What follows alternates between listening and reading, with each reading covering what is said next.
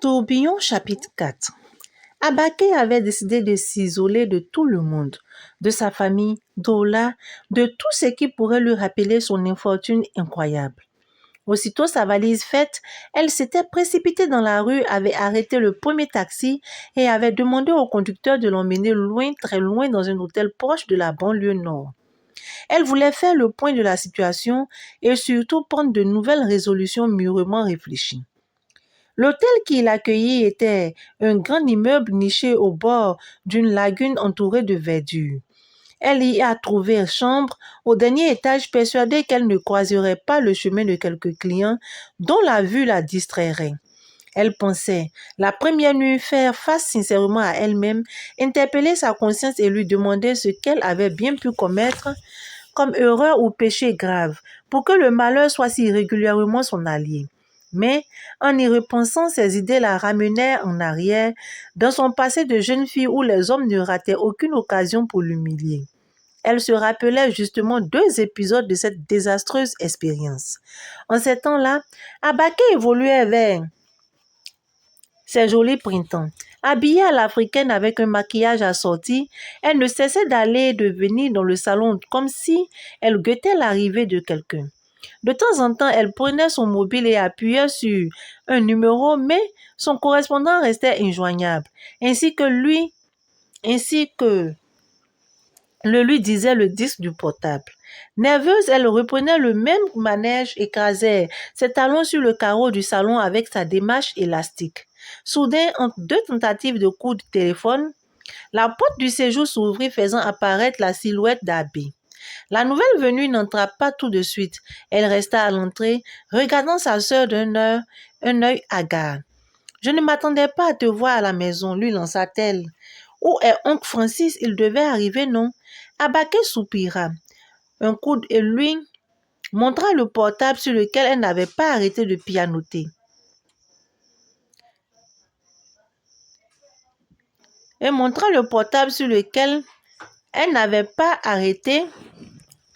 de pianoter. Je l'attends depuis 7 heures, se justifia-t-elle, mais il n'est pas venu. En plus, il est resté injoignable sur tous ses numéros. J'espère que rien de grave ne lui est arrivé. Pour en savoir davantage, je pense qu'il va falloir aller le voir à la maison. Abbé entra dans le séjour, posa des yeux apaisants sur sa sœur comme pour la rassurer. En face, sur le mur, à côté d'un portrait de famille, l'heure qu'indiquait la pendule était fort avancée. Abbé reprit. « Tu es sûre, ma sœur, qu'il n'est pas trop tard pour aller chez lui? Tu connais ton homme. Peut-être, mais je vais vite revenir. Je voudrais juste aller le voir pour m'enquérir de ce qui se passe. Tu veux venir avec moi? » Abbé fronça aussitôt les sourcils, très surprise par la proposition. « À cette heure de la nuit? » demanda-t-elle. « On peut faire très vite et revenir au plus tôt. » Abbé haussa les épaules, presque comme de la résignation. Sa sœur insistait pour qu'elle fût avec elle. Ce n'était pas le moment de le lui refuser. Abaké lui tapota l'épaule, un sourire doux sur les lèvres. « Merci, ma sœur, lui fit-elle. Merci beaucoup. » Francis n'était pas un nom comme cela pourrait le laisser penser. Il n'était non plus parenté aux 2 filles. Du reste, cette appellation, c'était Abbé et les autres membres de la famille qui la lui ont accolée. Parce que c'est l'expression la plus commode pour désigner sur un ton affectif le fiancé de leur sœur. Francis, en effet, était plus que le petit ami d'Abaké, c'était le futur fiancé, celui qui deviendra à la longue leur gendre ou beau-frère. Mais le jeune homme qui était cadre dans une société privée avait des comportements étranges. On le soupçonnait d'être un homme à femme, flairant les jupons à tout bout de champ, sans qu'on en apporte la preuve. Quand elles arrivèrent chez lui, les 2 filles furent tout de suite accueillies par son visage dur et presque agressif. Francis n'était pas disposé à les recevoir et avait adopté l'attitude de quelqu'un sur la défensive. Cette situation, il est vrai, ne l'avantageait guère. La maison de Francis était une villa de type classique, sans fioriture, quoique soulignant le goût à la fois fin et simple de son propriétaire. Le salon, lui, en représentait la vitrine, avec les fauteuils moelleux dans un style en vogue, un divan en cuir, des étagères présentoirs fabriquées en verre où sont enfermés des objets d'art. Sur le sol, dans le petit rectangle formé par les fauteuils, une moquette stylisée à l'oriental avec des poils longs pareil à du gazon japonais. Abake était tout aussi furieuse contre son fiancé.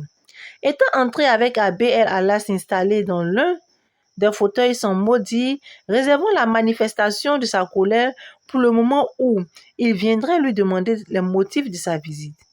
Mais presque immédiatement, l'attention d'Abake fut attirée par les pas d'une jeune fille qui débouchait directement du couloir attenant à la chambre à coucher. C'était une personne aussi effilée qu'une aiguille au teint aussi délavé qu'un linge détergé. Les cheveux épars autour de la tête.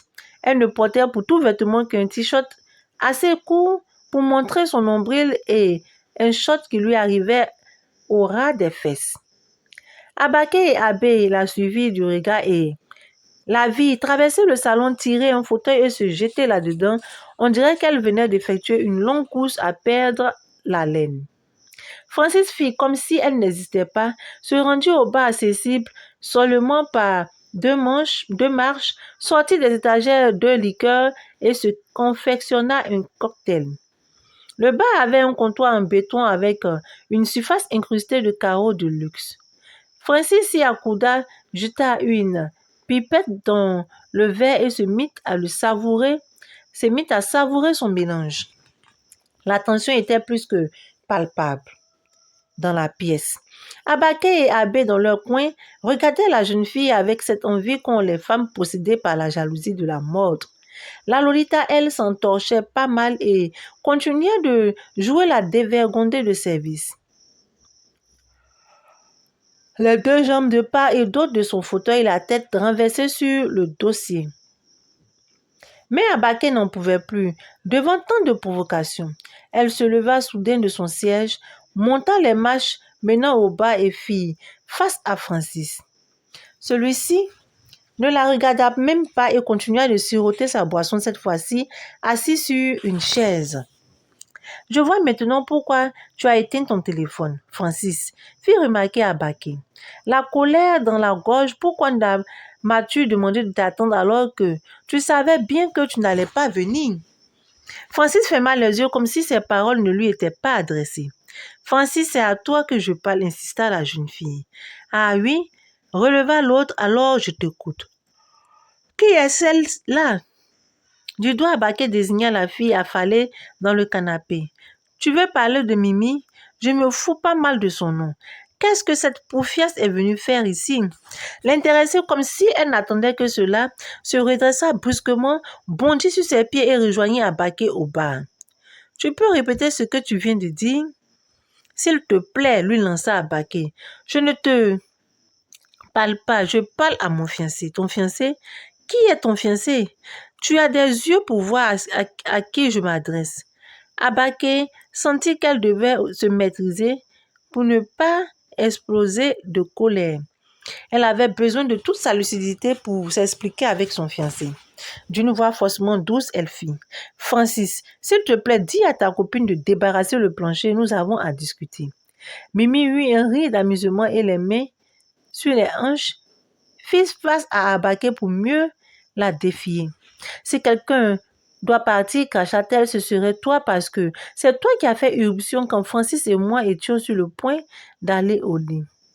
Francis, s'il te plaît, dis à ta dame de s'en aller pour que nous allions dormir. » Abake la regarda cette fois-ci de haut en bas, de bas en haut.